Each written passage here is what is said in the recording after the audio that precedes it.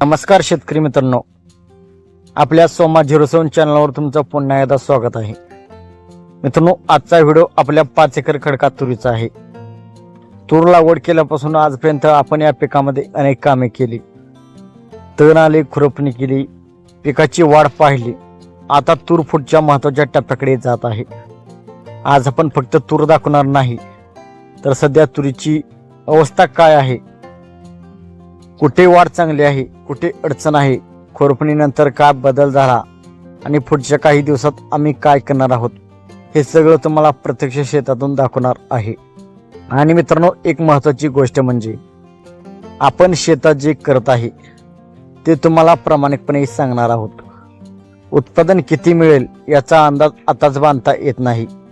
शेवटी पाऊस, हवामान, कीड रोग, जमीन व्यवस्थापन या सगळ्या गोष्टीवर उत्पादन अवलंबून असते. म्हणून आजचा व्हिडिओ शेवटपर्यंत पहा. मित्रांनो, सर्वात आधी तुम्हाला आपल्या तुरीची थोडी माहिती देतो. आपण यावर्षी 5 एकरमध्ये खडका तूर घेतली आहे. तुरीची लागवड आपण 13 जूनला केली होती. लागवड करताना आपल्या शेतामध्ये योग्य अंतर ठेवण्याचा आपण प्रयत्न केला होता. त्यामुळे 8 फुटावर आपण तुरीची लागवड केली होती. आता लागवडीला बराच कालावधी झाला आहे आणि हळूहळू तूर मोठी होत आहे.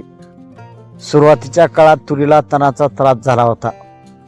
पाऊस आणि हवामानामुळे काही वेळा तण वेगाने वाढते. तण नियंत्रण करणे हे तूर पिकामध्ये खूप महत्त्वाचे काम आहे, कारण तण आणि तूर एकाच जमिनीतून पाणी आणि अन्नद्रव्ये घेतात. म्हणून आम्ही खुरपणी करून घेतली. आता खुरपणीनंतर शेताची अवस्था तुम्हाला दाखवतो. इथे तुम्ही पाहू शकता की खुरपणीपूर्वी तुरीच्या झाडाभोवती तण होते.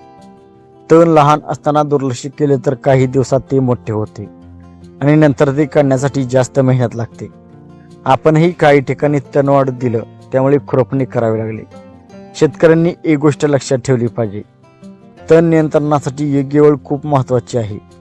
तण किती आहे, तुरीची अवस्था काय आहे, जमीन कशी आहे आणि हवामान कसे आहे, त्यानुसार पद्धत ठरवायची आहे. फक्त शेजारच्या शेतात जे केले ते आपल्या शेतातही केले पाहिजे असं नाही. प्रत्येक शेताची परिस्थिती वेगळी असते. आता मित्रांनो, खुरपणी झाल्यानंतर आपल्या तुरीमध्ये काय बदल झाला आहे ते पहा. झाडांच्या आजूबाजूचा भाग आता मोकळा आहे. तण कमी झाल्यामुळे तुरीच्या झाडांना वाढण्यासाठी चांगली परिस्थिती मिळाली आहे. तुम्ही झाडांची पाने पाहू शकता, फांद्या कशा निघत आहेत ते पाहू शकता. काही झाडे चांगली वाढलेली आहेत, तर काही ठिकाणी वाढ तुलनेने कमी आहे. हे प्रत्येक शेतात दिसू शकते. जमिनीची सुपीकता, ओलावा, पावसाचे प्रमाण आणि इतर अनेक कारणामुळे झाडाची वाढ सारखी नसते. म्हणून संपूर्ण शेताकडे एकाच नजरेने पाहण्यापेक्षा वेगवेगळ्या ठिकाणी जाऊन पिकाची पाहणी करणे चांगले. चला आता एका झाडाजवळ जाऊ. हे झाड तुम्ही पाहत आहात, येथे नवीन फांद्या निघालेल्या दिसत आहेत. पानाचा रंगही पाहायला हवा. झाडावर कुठे डाग आहेत का, पाने कुरतडलेली आहेत का, किडीची अंडी किंवा अळी दिसते का, हे सगळं आपण प्रत्यक्ष पाहणार आहोत. शेतकरी मित्रांनो, पिकाची पाहणी फक्त दुरून करून चालत नाही. आठवड्यातून किंवा परिस्थितीनुसार नियमितपणे शेतात फिरून झाडे जवळून पाहिली पाहिजेत. कारण एखादी समस्या सुरुवातीला लक्षात आली तर पुढचे नुकसान कमी करण्यासाठी वेळ मिळतो. मित्रांनो, आता प्रश्न येतो, तुरीला पुढे काय हवे आहे. सध्या पिकाची अवस्था पाहून आमचा मुख्य भर आहे तो म्हणजे योग्य व्यवस्थापन. पहिली गोष्ट म्हणजे आपण तण नियंत्रण केले आहे. दुसरी म्हणजे जमिनीला ओलावा. तिसरी गोष्ट म्हणजे नियमित पिकाची पाहणी करायची. चौथी म्हणजे कीड आणि रोगांची पाहणी. आणि 5वी म्हणजे पिकाच्या अवस्थेनुसार पुढचे निर्णय. खत असो, फवारणी असो, इतर कोणतीही व्यवस्थापन असो, पिकाची अवस्था पाहून निर्णय घेणे महत्त्वाचे आहे. फक्त उत्पादन वाढायचे म्हणून गरजेपेक्षा जास्त काहीही करणे योग्य नाही. तर मित्रांनो, सध्या आपल्याकडे 2 महिने झाले पाऊसच पडलेला नाही.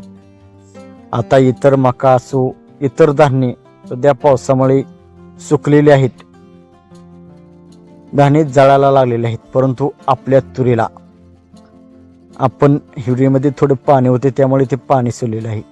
परंतु आता इथून पुढे आपल्या तूर पिकाला पाण्याची कमतरता असणार आहे. जेव्हा पाऊस चांगला पडेल तेव्हाच पाण्याची उपलब्धता होईल. तोपर्यंत आपल्या तुरीला पाणी नाही. म्हणून आमचे नियोजन होते की रासायनिक खताचा 1 डोस तुरीला द्यायचा. परंतु सध्या पाण्याच्या अभावामुळे आम्ही रासायनिक खताचा डोस आता तुरीला देणार नाही.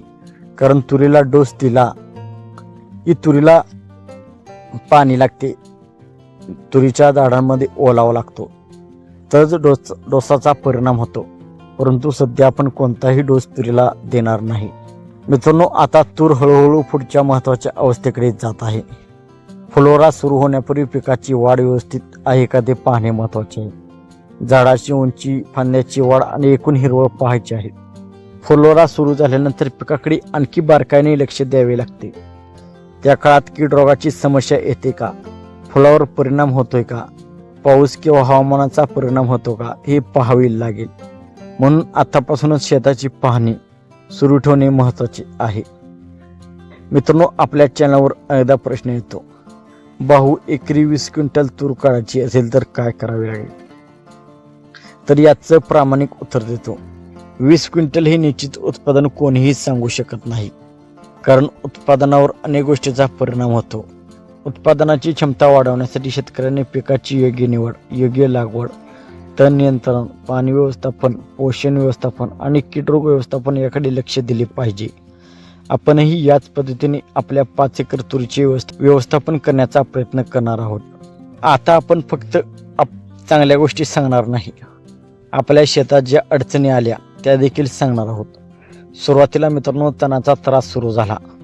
काही ठिकाणी वाढ एकसारखी नाही. पावसाचे नियोजन आपल्या हातात नसते. हवामान कधी कसे बदलेल हे सांगता येत नाही. म्हणून शेतीमध्ये आपण नियोजन करतो, पण निसर्गाच्या परिस्थितीनुसार त्यात बदल करावा लागतो. ही शेतीची खरी परिस्थिती आहे. म्हणून शेतकऱ्यांनी सोशल मीडियावर एखाद्या पिकाचा सुंदर व्हिडिओ पाहून आपल्या शेतात अगदी तसंच होईल अशी अपेक्षा ठेवू नये. आपल्या शेताची परिस्थिती सर्वात महत्त्वाची आहे. आता पुढच्या काही दिवसात आम्ही मुख्यतः या गोष्टीवर लक्ष ठेवणार आहोत. तुरीमध्ये पुन्हा तण येते का, झाडाची नवीन वाढ कशी आहे, फुलोरा कधी सुरू होत आहे, किडीचा प्रादुर्भाव आहे का, रोगाची लक्षणे आहेत का, या गोष्टीची नियमित आपण पाहणी करणार आहोत आणि शेताची परिस्थिती पाहूनच पुढचा निर्णय घेणार आहोत. पुढील व्हिडिओमध्ये या तुरीची पुन्हा पाहणी करून तुम्हाला प्रत्यक्ष अपडेट देणार आहे. सध्या पाऊस कमी आहे.